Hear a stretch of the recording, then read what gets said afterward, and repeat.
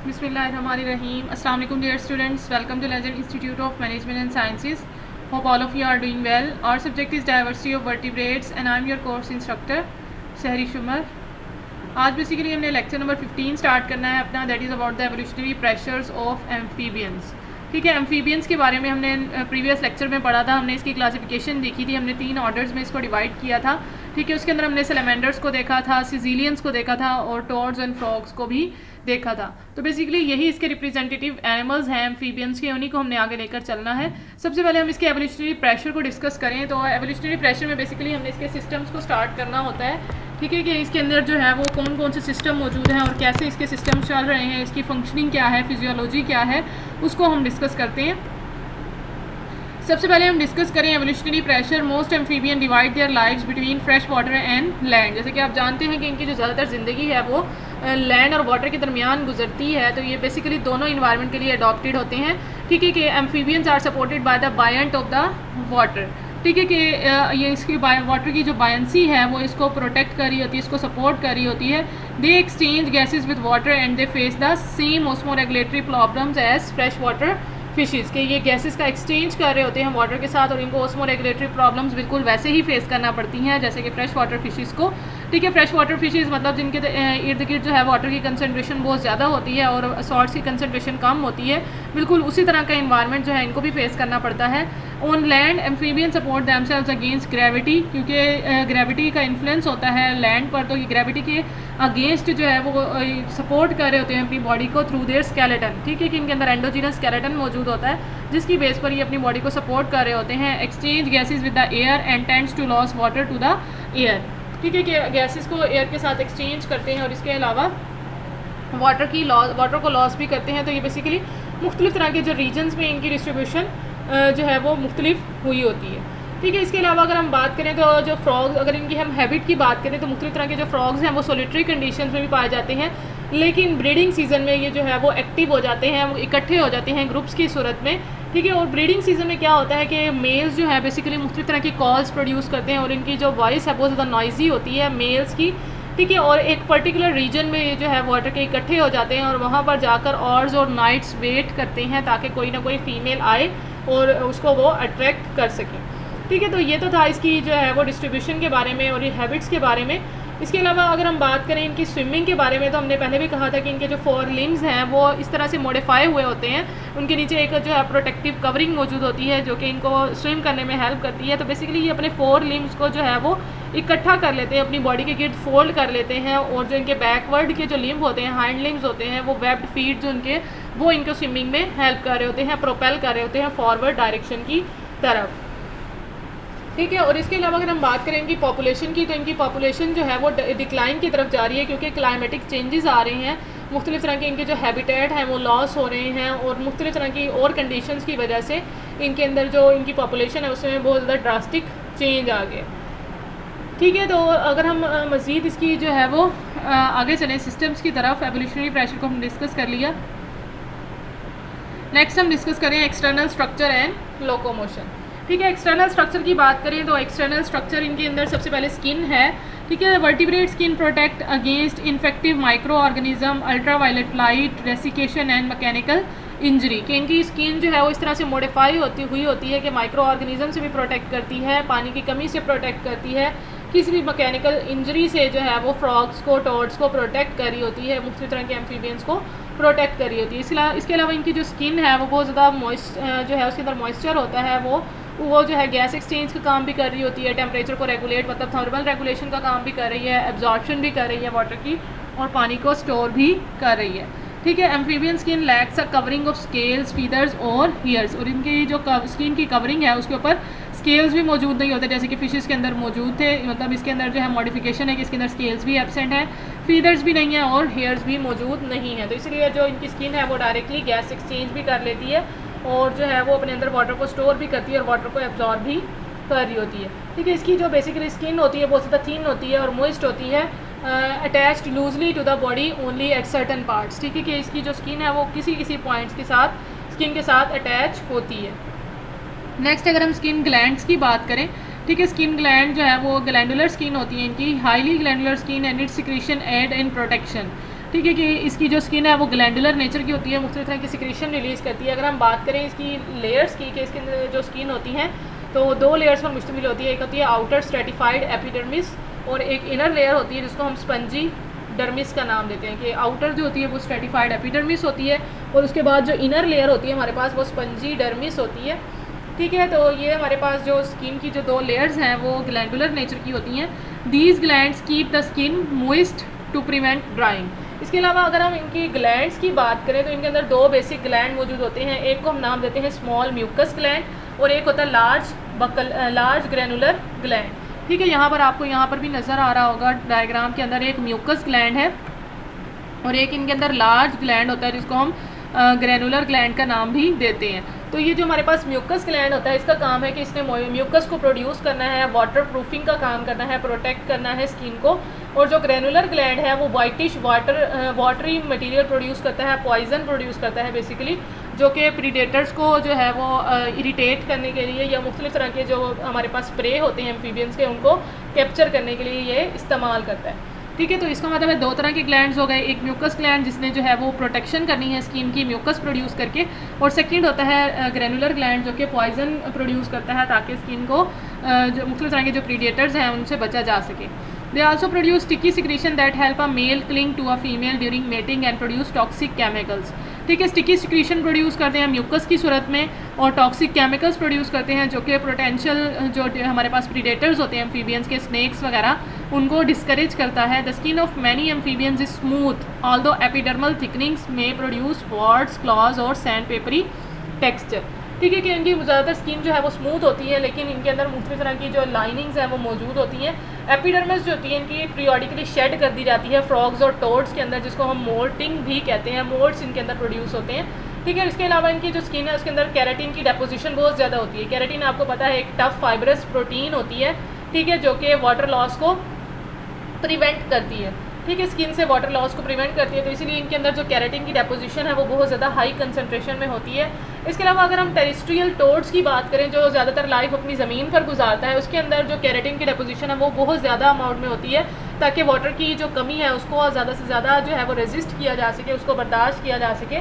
ठीक है, और इसके अलावा इसकी जो स्किन है जो जिसके अंदर कैराटिन मौजूद होती है उसके अलावा इसके अंदर स्केल्स होते हैं, क्लॉज हैं, ठीक है, और मुख्तलिफ तरह के जो स्ट्रक्चर होते हैं वो कैराटिन से मिलकर ही बने होते हैं। ठीक है, तो ये तो था इसकी स्किन के बारे में। हमने कहा कि इसके अंदर 2 ग्लैंड्स हैं, म्यूकस ग्लैंड है, एक ग्रैनुलर ग्लैंड है। म्यूकस ग्लैंड म्यूकस प्रोड्यूस करता है और ग्रैनुलर ग्लैंड जो है वो पॉइजन मटेरियल प्रोड्यूस करता है। और कुछ ऐसे जो है हमारे पास फ्रॉग्स भी होते हैं जो बेसिकली डेंड्रोबैटिडी फैमिली से बिलोंग करते हैं। डेंड्रोबैटिडी वो ऐसा जो है टॉक्सिक प्रोड्यूस करते हैं, इतनी सिक्रेशन प्रोड्यूस करते हैं जो कि किसी वेनोमस स्केन जो हमारे पास वेनोमस स्नेक होता है उसकी सिक्रेशन से भी ज़्यादा डेंजरस वो विनोम रिलीज़ करते हैं। मतलब जो हमारे पास जो स्नेक जो अपना पॉइजन रिलीज़ करते हैं, वेनोम रिलीज़ करते हैं, उससे ज़्यादा वेनोमस इनके अंदर जो बॉडी की सिक्रेशन होती है वो प्रोड्यूस होती है। लेकिन ज़्यादातर जो इनका पॉइजन होता है वो इतना ज़्यादा ख़तरनाक नहीं होता। ठीक है, ये तो था इनके स्किन और स्किन के ग्लैंड के बारे में। नेक्स्ट है हमारे पास कलरेशन। ठीक है, कलरेशन इनकी बॉडी की जो कलरेशन है वो बहुत ज़्यादा ट्रांसपेरेंट सी होती है और बहुत ज़्यादा डार्क होती है। ठीक है, कलरेशन की बात करें तो इनके अंदर क्रोमेटोफोर्स मौजूद होते हैं। Chromatophore are specialised cell in the epidermis and dermis of the skin that are responsible for the skin colour and colour changes. ठीक है, तो इनके अंदर जो स्किन कलर है या फिर कलर चेंजेस जो होते हैं वो क्रोमेटोफोर की वजह से होते हैं और क्रोमेटोफोर इनकी डर्मिस के अंदर मौजूद होता है। ठीक है, इसके अलावा जो इनकी जो क्रोमेटोफोर्स हैं वो ब्रांच सेल्स पर मुश्तमिल होते हैं कि उनकी ब्रांचिंग मौजूद होती है। ठीक है, और वो जो ब्रांच सेल है या तो वो कंसनट्रेटेड जो है वो क्रोमेटो जो इनके अंदर पिगमेंट है वो या तो कंसनट्रेटेड होता है या बिल्कुल बिखरा हुआ होता है। ठीक है, यहाँ पर लिखा हुआ है melanophore dispersed throughout the cell, कि ये मेलानोफोर्स मतलब कोई भी जो पिगमेंट है इनकी बॉडी के अंदर वो बिल्कुल डिस्पर्स हो जाता है ताकि मुख्तलिफ तरह के बॉडी के सेल को मिल सके। लेकिन अगर डिस्पर्स नहीं होता तो एक जगह पर कंसनट्रेटेड हो जाता है, इकट्ठा हो जाता है ताकि जो दूसरे बॉडी के पार्ट्स हैं वो कलरलेस हो जाएं। अगर पूरी बॉडी पर बिखर जाएगा तो वो सारी की सारी जो बॉडी है वो हमें कलरफुल नज़र आएगी, लेकिन अगर किसी एक जगह पर इकट्ठा हो जाएगा तो सिर्फ हमें वो पार्ट कलरफुल नज़र आएगा, बाकी पार्ट जो है वो हमें कलरलेस नज़र आएगा। तो इस तरह से इनके अंदर कलर चेंजेस जो है वो मौजूद होती हैं। इसके अलावा अगर हम बात करें इनके अंदर क्रोमेटोफोर्स की टाइप्स की, तो इनके अंदर एपिडर्मिस की जो डर्मिस जो है इसके अंदर 3 तरह की टाइप्स मौजूद होती हैं। हमारे पास एक है जेंथोफोर, एक इरिडोफोर और एक मेलानोफोर्स। ठीक है। ज़ैंथोफोर क्या करते हैं, वो येलो, ऑरेंज और रेड पिगमेंट्स होते हैं। Xanthophore are red, orange and yellow pigment. ठीक है। इसके अलावा इरिडोफोर्स होते हैं वो सिल्वरी लाइट या फिर रिफ्लेक्टिंग पिगमेंट्स प्रोड्यूस करते हैं, मतलब जो हमारे पास ट्रांसपेरेंट पिगमेंट्स जो होते हैं वो इरिडोफोर्स प्रोड्यूस करते हैं। इसी तरह जो मेलानोफोर्स हैं वो ब्लैक और ब्राउन मेलानिन पिगमेंट प्रोड्यूस करते हैं। तो 3 तरह के इनके अंदर पिगमेंट्स मौजूद होते हैं, ज़ैंथोफोर, इरिडोफोर एंड मेलानोफोर। ठीक है। तो ये ब्राइटली कलर जो फ्रॉक्स वगैरह हमारे पास मौजूद होते हैं वो इसी तरह से होते हैं। लेकिन एक हैरानकुन बात इनके अंदर ये है कि हमारे पास जो इनके फ्रॉक्स जो हमें कॉमनली नज़र आते हैं उनके अंदर ग्रीन ह्यूज़ बहुत ज़्यादा होती है, मतलब ग्रीन कलर के ज़्यादातर हमें फ्रॉक नज़र आते हैं जो नॉर्थ अमेरिकन फ्रॉक्स होते हैं बेसिकली। लेकिन उनका जो ग्रीन कलर होता है वो क्रोमेटोफोर्स की वजह से नहीं होता, मतलब उनके अंदर ग्रीन कलर का पिगमेंट तो एब्सेंट होता है, ग्रीन कलर का पिगमेंट मौजूद नहीं होता, बल्कि उनके अंदर क्या होता है, इंटरेक्शन होती है ज़ैंथोफोर की और इरिडोफोर की। 2 पिगमेंट जिनके अंदर मौजूद है, ज़ैंथोफोर एंड इरिडोफोर, उसकी जो इंटरेक्शन है, उसकी जो कम्बिनेशन है, उससे ग्रीन कलर बनता है। ग्रीन इटसेल्फ उनके अंदर मौजूद नहीं होता। ठीक है। इसमें क्या होता है कि ज़ैंथोफोर जो कि येलो पिगमेंट प्रोड्यूस करता है उसके नीचे इरिडोफोर मौजूद होता है जो कि उस येलो पिगमेंट को रिफ्लेक्ट कर रहा होता है, स्कैटर कर रहा होता है, मतलब टिंडाल इफेक्ट आप लोगों ने पढ़ा होगा, उससे ये जो है वो लाइट को जो है वो स्कैटर कर रहा होता है, जिसकी वजह से एक ब्लू कलर प्रोड्यूस होता है। अब वो ब्लू कलर जब फिल्टर होता है येलो कलर से तो हमें हमारे पास जो रिप्रेजेंटेशन आती है कलर की वो ग्रीन आती है। ठीक है। समझ के आइए आप लोगों को, हमने कहा कि जो फ्रॉक्स बेसिकली जो हमें ग्रीन कलर के नज़र आ रहे होते हैं उनका कलर ग्रीन उसके पिगमेंट की वजह से नहीं होता, उनके अंदर ग्रीन पिगमेंट मौजूद नहीं होता, बल्कि 2 पिगमेंट की इंटरेक्शन की वजह से होता है, एक ज़ैंथोफोर और एक इरिडोफोर। ज़ैंथोफोर क्या होता है, ज़ैंथोफोर येलो पिगमेंट होता है और ज़ैंथोफोर के नीचे आपको पता है इरिडोफोर मौजूद होगा। इरिडोफोर क्या करता है, इस येलो जो है वो रिफ्लेक्ट करता है क्योंकि वो रिफ्लेक्टिंग पिगमेंट है और ब्लू कलर प्रोड्यूस कर देता है। ठीक है। जैसे ही ब्लू कलर प्रोड्यूस होगा तो उसने ऊपर को जाना है, ऊपर वाला जो येलो कलर है वो ब्लू के साथ मिक्स होगा, तो हमें जो नया कलर जो हमें नज़र आएगा वो हमें ग्रीन कलर का हमें नया कलर नज़र आएगा। और बेसिकली जो हमारे पास नॉर्थ अमेरिकन फ्रॉक्स होते हैं वो ग्रीन कलर के ही हमें नज़र आते हैं। तो आप लोगों ने याद रखना है कि उनके अंदर ग्रीन पिगमेंट नहीं होता, बल्कि 2 पिगमेंट्स की इंटरेक्शन की वजह से उनके अंदर ये कलर बनता है। ठीक है। नेक्स्ट है हमारे पास कि मुख्तलिफ तरह की जिनके अंदर कलर चेंजेस आती हैं वो क्रिप्टिक कलरेशन हो सकती है, अपोस्मेटिक कलरेशन है और मिमिक्री है। क्रिप्टिक कलरेशन क्या होती है, वार्निंग कलर, मतलब मुख्तलिफ तरह के प्रीडेटर्स को जो है वो से बचने के लिए ये वार्निंग कलर्स प्रोड्यूस करते हैं जिसको हम क्रिप्टिक कलरेशन का नाम देते हैं। अपोस्मेटिक कलरेशन होती है कि हैबिटेट्स के साथ मैच कर देना, जैसे ये जिस हैबिटेट में रह रहा है उसी तरह की इसके अंदर कलर मौजूद है, ये वार्निंग प्रीडेटर के लिए है, मतलब क्रिप्टिक कलरेशन है। और इसी तरह मिमिक्री मतलब किसी दूसरे जानवर का जैसा कलर होगा बिल्कुल उसी तरह की उसकी मिमिक्री करना, ये भी एम्फीबियंस के अंदर मौजूद होता है। तो ये तरह इनकी कलरेशन के बारे में जो कि क्रोमेटोफोर्स की वजह से हो रही होती है। नेक्स्ट हम बात करें सपोर्ट एंड मूवमेंट की, तो इनके अंदर आपको पता है एक जो है वो एंडोजेनस स्केलेटन मौजूद होता है। Water BIOS and support aquatic animals. ठीक है। वाटर की जो बायंसी है वो सपोर्ट कर रही होती है, इनके अंदर स्केलेटन मौजूद होता है, इंटरनल स्केलेटन होता है और मसल्स उस इंटरनल स्केलेटन के साथ अटैच होते हैं जो कि बॉडी को कोलैप्स होने से बचाते हैं, बॉडी को पिचक जाने से बचाते हैं। ठीक है। इसके अलावा इनके अंदर मुख्तलिफ तरह की टेरेस्ट्रियल एडॉप्टेशंस भी मौजूद होती हैं। इनकी जो स्केलेटन है वो मॉडिफाई हुआ होता है ग्रेविटी के अगेंस्ट, ताकि ग्रेविटी के अगेंस्ट सपोर्ट किया जा सके और इनकी बॉडी जो है वो पावरफुल मसल्स पर मुश्तमिल होती है। The skeleton of fishes function primarily in protecting internal organs, providing points of the attachment for the muscles and keeping the body from collapsing during movement. ठीक है कि ये जो हमारे पास स्केलेटन है इस तरह की फंक्शनिंग परफॉर्म करता है। ये आपको इसकी मेन स्कल नज़र आ रही होगी। ठीक है। स्कल जो है वो लाइट इन वेट होती है। इसके अलावा इसके अंदर वर्टिब्री मौजूद होते हैं। ठीक है। वर्टिब्री की बात करें तो वर्टिब्री अगर हम फ्रॉग्स और टोड्स की बात करें तो इनके अंदर बेसिकली 9 ट्रंक वर्टिब्री होती है, क्योंकि इनका ट्रंक बहुत ज़्यादा रिड्यूस होता है तो इनके अंदर 9 ट्रंक वर्टिब्री होती है और एक यूरोस्टाइल होता है जो कि फ्यूज्ड बोन होती है। ठीक है। यूरोस्टाइल ये आपको नज़र आ रहा होगा, यूरोस्टाइल। इसके अलावा अगर हम सिजिलियंस की बात करें जो कि टेललेस और लिमलेस एम्फीबियन होते हैं, जो कि हमें स्नेक लाइक नज़र आते हैं, उनके अंदर वर्टिब्री की तादाद बहुत ज़्यादा होती है। उनके अंदर तादाद जो है वो 285 तक भी हो सकती है वर्टिब्रीज़ की। ठीक है। ये तो था हमारे पास सपोर्ट एंड मूवमेंट के बारे में। अब हम इसको डिटेल में अगर डिस्कस करें, ठीक है, तो सबसे पहले हमारे पास एक्सियल स्केलेटन। ठीक है। एक्सियल स्केलेटन की बात करें तो the amphibian skull is flattened, flat होती है, is relatively smaller and has fewer bony elements than the skull of the fishes. ठीक है कि इनकी स्कल बहुत ज़्यादा जो है वो मॉडिफाई होती है, लाइटर इन वेट होती है, लेस ओसिफाइड है और इनकी जो फ्लैटेंड, इसका जो अपर पार्ट होता है वो बिल्कुल फ्लैटेंड सा होता है और उसके अंदर बहुत बोन्स जो हैं वो बहुत कम होती हैं। अगर हम फ्रंट स्कल की बात करें जिसके ऊपर नोज़ है, आइज़ है और ब्रेन है, वो बेटर डिवेलप होती है, जबकि बैक ऑफ द जो स्कल होती है, बैक ऑफ द स्कल वो ज़्यादा लेस डिवेलप नहीं होती। ठीक है, तो ये तो था हमारे पास स्कल के बारे में। आगे है these changes lighten the skull so it can be supported out of water. ठीक है, कि जिसकी वजह से ये लाइट इन वेट होती है और वाटर में आसानी से सपोर्ट दे रही होती है। Changes in jaw structure and musculature allow terrestrial vertebrate to crush prey hold in mouth. के जो टेरेस्ट्रियल वर्टिब्रेट्स हैं, जो हमारे पास टोड्स वगैरह हैं, वो टेरेस्ट्रियल इन्वायरमेंट में रह रहे होते हैं, तो उनके अंदर जॉ का स्ट्रक्चर ऐसा मौजूद होता है ताकि वो आसानी से प्रे को कैप्चर कर सकें और उसको क्रश कर सकें। नेक्स्ट है हमारे पास वर्टिब्रल कॉलम। वर्टिब्रल कॉलम जैसे मैंने आपको पहले बताया है कि जो टोड्स और फ्रॉग्स वगैरह हैं उनके अंदर वर्टिब्रल कॉलम रिड्यूस होता है एज़ कम्पेयर टू सिसिलियन, जिनके अंदर लॉन्ग वर्टिब्रल कॉलम मौजूद होता है और इसके अंदर वर्टिब्री तादाद में ज़्यादा होती हैं। The vertebral column of amphibian is modified to provide support and flexibility on land. कि उनका वर्टिब्रल कॉलम जो है वो सपोर्ट देता है और फ्लेक्सिबिलिटी प्रोवाइड करता है उनको लैंड में। ठीक है, it act somewhat like the arcs of a suspension bridge bye supporting the weight of the body. ठीक है, बॉडी के वेट को सपोर्ट कर रही होती है between anterior and posterior paired appendages.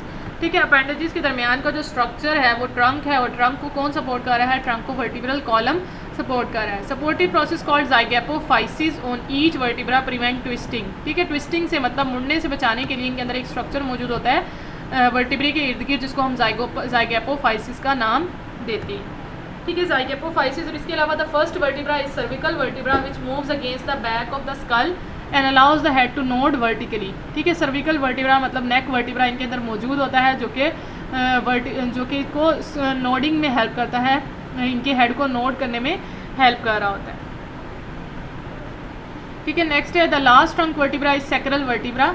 Last जो हमारे पास होता है वो सैक्रल है। सैक्रम आपको पता है एक बोन होती है हिप जॉइंट के पास जो मौजूद होती है, हिप वाली, और उसको हम कहते हैं sacral vertebra. This vertebra anchors the pelvic girdle to the vertebral column to provide increased support. ठीक है, कि ये वर्टिब्रा क्या काम करता है? पेल्विक गर्डल को वर्टिब्रल कॉलम के साथ अटैच करता है ताकि सपोर्ट ज़्यादा से ज़्यादा मिल सके। ठीक है, अ ventral plate of bone called the sternum is present in the interior ventral trunk reason. Ventral bone present होती है स्टर्नम, जिसे हम नाम देते हैं वेंट्रल ट्रंक रीजन के एंटीरियर साइड पर, जो कि फोर लिम्स को प्रोटेक्ट कर रही होती है, सपोर्ट कर रही होती है, और ये रिड्यूस या फिर एब्सेंट होती है एन्यूरेंस के अंदर। एन्यूरेंस के अंदर ये कम्प्लीटली रिड्यूस होगी या फिर बिल्कुल ही एब्सेंट होगी। ठीक है, तो ये आप लोगों ने इसको अच्छे से याद कर लेना है। बोन्स के अंदर हमने कहा कि इनके अंदर जो वर्टिब्रल कॉलम है वो बेसिकली ट्रंक को सपोर्ट कर रही होती है। वर्टिब्री के इर्द गिर्द ज़ाइगोपोफाइसिस मौजूद होती है। इनके अंदर एक जो है वो सैक्रल, इनके अंदर जो है वो मौजूद होती है नेक वर्टिब्रा, जिसको हमने सैक्रल वर्टिब्रा कहा था, सॉरी सर्विकल वर्टिब्रा कहा था। इसके बाद इनके अंदर सैक्रल वर्टिब्रा मौजूद होता है, जो कि लास्ट ट्रंक वर्टिब्रा होता है, और इसके अलावा इनके अंदर स्टर्नम भी मौजूद होती है, लेकिन एन्यूरेंस के अंदर ये एब्सेंट होती है। ठीक है, नेक्स्ट हम बात करें अपेंडिकुलर स्केलेटन की। अपेंडिकुलर स्केलेटन मतलब वो स्केलेटन जो कि लिम्स पर मुश्तमिल होता है, हाइंड लिम्स और फोर लिम्स हमारे पास जो होते हैं। ठीक है, इसके अंदर जॉइंट्स जो होते हैं, दो तरह के जॉइंट्स होते हैं इनके अंदर, मतलब बेसिक जो जॉइंट्स हैं वो 6 होते हैं। जैसे कि हमारे पास होते हैं हिप, नी और एंकल का जॉइंट, जो कि लोअर लिम्ब को सपोर्ट कर रहा होता है, हिप, नी और एंकल का जॉइंट। इसी तरह जो अपर हमारी बॉडी को सपोर्ट कर रहे होते हैं वो 3 तरह के जॉज होते हैं, 3 तरह के जॉइंट्स होते हैं, जो कि शोल्डर, एल्बो और रिस्ट का जॉइंट होता है। इसी तरह इनके अंदर भी, एम्फीबियंस के अंदर भी यही 6 जॉइंट मौजूद होते हैं, hip, knee, ankle, shoulder, elbow and wrist. ठीक है, ये 3 जो 6 जॉइंट्स हैं इनको सपोर्ट कर रहे होते हैं। Allow freedom of movement and better contact with the substrate. Freedom of movement को अलाउ करते हैं। The pelvic girdle of amphibian consist of 3 bones. ठीक है, इसके अंदर 3 बोन्स बेसिकली मौजूद होती हैं, ilium, ischium and pubis, that firmly attaches the pelvic appendages to the vertebral column. मतलब पेल्विक अपेंडेजेस जो हमारे पास हाइंड लिम्स होते हैं उनको डायरेक्टली अटैच कर रही होती है वर्टिब्रल कॉलम के साथ। ठीक है, tetrapods depend more on appendages than the body wall for locomotion. Tetrapods मतलब जो हमारे पास वर्टिब्रेट्स हैं, बेसिकली एम्फीबियन, रेप्टाइल्स, बर्ड्स और मैमल्स, वो अपेंडेजेस पर डिपेंड करते हैं। उनके अंदर लोकोमोशन बॉडी वॉल की वजह से नहीं होती, बल्कि अपेंडेजेस की वजह से होती है, क्योंकि उनके अंदर जो मस्कुलेचर है वो इतना ज़्यादा सपोर्ट नहीं कर रहा होता बॉडी को। जो अगर हम एम्फीबियंस की भी बात कर लें तो एम्फीबियन के अंदर अगर हम मसल्स की बात करें तो इनके अंदर 2 पेयर्स ऑफ मसल्स मौजूद होते हैं। एक होता है वेंट्रल एंटीरियर मसल्स, मतलब वेंट्रल और एंटीरियर बॉडी पर जो मसल्स मौजूद होते हैं वो लिम्स को फॉरवर्ड मूव करवाते हैं। इसी तरह डॉर्सल पोस्टीरियर मसल्स होते हैं जो बॉडी के लिम्स हैं उनको बैकवर्ड मूव करवाते हैं, लेकिन ये जो लिम्स हैं इतने ज़्यादा सपोर्ट नहीं कर रहे होते बॉडी को, बल्कि जो ज़्यादातर जो मूवमेंट है वो बेसिकली अपेंडेजेस की वजह से ही हो रही होती है। बॉडी वॉल की जो लोकोमोशन है वो कम इनको जो है वो होती है। तो body wall musculature is reduced and appendicular musculature predominates. ठीक है कि बॉडी वॉल का जो मस्कुलेचर है वो रिड्यूस हो जाता है और इनकी जो लिम्स का जो मस्कुलेचर है वो ज़्यादा स्ट्रॉन्ग होता है ताकि बॉडी को आसानी से फॉरवर्ड और बैकवर्ड मूव करवाया जा सके। ठीक है, ये तो था हमारे पास अपेंडिकुलर स्केलेटन के बारे में। नेक्स्ट अगर हम इसकी लोकोमोशन को डिस्कस करें, ठीक है कि इनके अंदर लोकोमोशन बेसिकली किस तरह से हो रही होती है, मोड ऑफ लोकोमोशन। तो हम आपको पता है कि तीन ऐसी इसके अंदर बेसिकली ऑर्डर्स तीन हैं हमारे पास, जिसमें हमने रिप्रेजेंटेटिव एनिमल्स पढ़े थे, सैलमेंडर, सिसिलियंस और एन्यूरन्स। तो उसी को हम इधर डिस्कस करेंगे। सबसे पहले हमारे पास सैलमेंडर्स हैं जिनको हमने जिनके अंदर टेल्स मौजूद थी। ठीक है, उनके अंदर जो है लिम्स मौजूद थी, टेल मौजूद थी। इसको हमने कहा था undulation, limbs and body movement, alternate movement of the appendages and muscle contraction. ठीक है कि इनके अंदर जो मूवमेंट है मुख्तलिफ तरीक़ों से हो रही होती है। एक तो है अंडुलेशन। अंडुलेशन मतलब बॉडी की जो मूवमेंट होती है, बॉडी की वॉल की, जो कि वेव लाइक मूवमेंट होती है, बलदार, ठीक है, लहरों की सूरत में जो मूवमेंट हो रही होती है जैसे कि फ़िश के अंदर होती है, उसकी वजह से इनके अंदर मूवमेंट हो सकती है। इसके अलावा टेरेस्ट्रियल सैलमेंडर्स जो होते हैं वो बेसिकली लिम्स की वजह से मूव करते हैं, लिम्स के थ्रू मूव करते हैं, जैसे कि न्यूट्स वगैरह। ठीक है, इसके अलावा बॉडी की मूवमेंट मतलब बॉडी वॉल की जो मस्कुलेचर है वो भी इनको हेल्प कर रहा होता है मूवमेंट के अंदर। ठीक है, इसके अलावा इनके अंदर ऑल्टरनेट मसल मतलब अपेंडेजेस मौजूद होते हैं, मसल कंट्रैक्शन हो रही होती है। ठीक है, it bends the body into a curve. ठीक है, बॉडी को कर्व की सूरत में बेंड कर देते हैं और ये कर्व बॉडी को आगे लेकर फॉरवर्ड लेकर जाता है। ठीक है, undulation, limbs and body movement, alternate movement of the appendages and muscle contraction, तो ये सारी की सारी इनके अंदर मौजूद होती हैं। इसके अलावा सिसिलियंस की बात करें तो सिसिलियन आपको पता है इनके अंदर लिम्स भी मौजूद नहीं होती, इनके अंदर टेल भी मौजूद बहुत ज़्यादा जो है वो रिड्यूस होती है। तो सिसिलियन की बात करें, ये जो है वो हमारे पास अकॉर्डियन लाइक इनके अंदर मूवमेंट होती है। अकॉर्डियन क्या होता है, हमारे पास अकॉर्डियन एक म्यूज़िकल इंस्ट्रूमेंट है, उसकी जैसे ये मूवमेंट होती है, ये उसी तरह से मूव करता है। मतलब इसकी बॉडी जो है वो पुश और पुल के साथ मूव कर रही होती है, फॉरवर्ड और बैकवर्ड। ठीक है, इसी तरह एन्यूरन्स जिसके अंदर हमारे पास फ्रॉग्स और टोड्स आ जाते हैं, उनकी मूवमेंट की बात करें तो आपको पता है उनके अंदर हाइंड लिम और फोर लिम मौजूद होते हैं, लेकिन जो हमारे पास हाइंड लिम है वो लॉन्गर होते हैं साइज़ में। The long hind limb and the pelvic girdle, और मतलब पेल्विक गर्डल मतलब जो लोअर गर्डल होता है हमारे पास of एन्यूरन्स are modified for jumpings. ठीक है, जंपिंग के लिए मॉडिफाई हुआ होता है, लेकिन आपको ये भी पता है कि जो फ्रॉग्स हैं उनके अंदर जंपिंग होती है, जो टोड्स हैं वो होप करते हैं। ठीक है, जो फ्रॉग हैं उनके अंदर जो है हाइंड लिम्स ज़्यादातर लॉन्ग होते हैं, तो उसी वजह से उनके अंदर जंपिंग होती है। The dorsal bone of the pelvis. अब पेल्विस क्या है, पेल्विस आपको पता है कि हमारे पास एक कनेक्शन होता है ट्रंक और लेग्स को मिलाने के लिए, जो बोन बनी होती है उसको हम पेल्विस का नाम देते हैं। ट्रंक और हमारे पास जो हाइंड लिम्स हैं या लेग्स हैं उनको जोड़ने के लिए, उनको ज्वाइन करने के लिए एक कनेक्टिव बोन होती है जिसको हम पेल्विस का नाम देते हैं, वो बेसिकली इलियम होती है। Extends posteriorly and securely attach to the vertebral column. ठीक है, डॉर्सल बोन जो पेल्विस है वर्टिब्रल कॉलम के साथ अटैच हो जाती है। And the urostyle extends posteriorly and attaches to the pelvis. Urostyle भी पेल्विस के साथ अटैच होती है। The skeletal modification stiffen and posterior half of the anuran की, जिसकी वजह से ये जो अटैचमेंट है कि एक तो इलियम अटैच हुआ है वर्टिब्रल कॉलम के साथ, सेकेंडली यूरोस्टाइल अटैच हो गई है वर्टिब्रल कॉलम के साथ, जिसकी वजह से इसकी जो पोस्टीरियर बॉडी है वो बहुत ज़्यादा स्टिफ हो जाती है और जो कि एन्यूरन्स को स्टिफ बनाती है और मॉडिफाई करती है। Long hind limbs and powerful muscles. ठीक है, पावरफुल मसल्स इनके अंदर मौजूद होते हैं। Form an efficient layer system of jumping.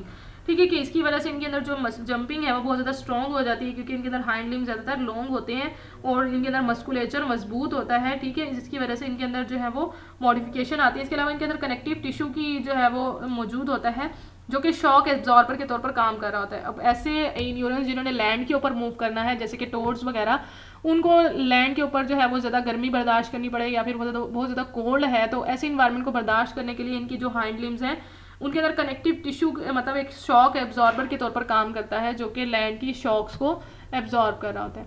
ठीक है, तो ये था हमारे पास मूवमेंट के बारे में। अगर हम डायग्राम से इनको देखें, ठीक है, डायग्राम्स में यहाँ पर आपको सैलमेंडर की मूवमेंट नज़र आ रही होगी, जो कि आपको अंडुलेटरी मूवमेंट है। ठीक है, बॉडी एक कर्व में मूव करती है, कर्व बना देती है और वही कर्व जो है बॉडी को फॉरवर्ड मूव करवाता है। तो ये हमारे पास थी अकॉर्डियन, जो हमारे पास जो है वो अंडुलेटरी मूवमेंट जो है वो सैलमेंडर्स की।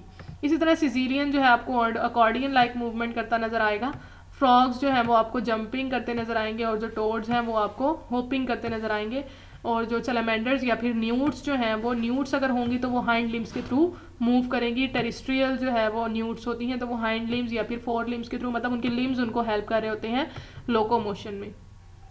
ठीक है, ये तो था इसकी इनकी बॉडी वॉल और लोकोमोशन के बारे में। नेक्स्ट सिस्टम है हमारे पास इनका डाइजेस्टिव सिस्टम या फिर न्यूट्रिटिव सिस्टम। इसके बारे में हम डिस्कस करें तो सबसे पहले हम टाइप ऑफ फूड को डिस्कस कर लेते हैं।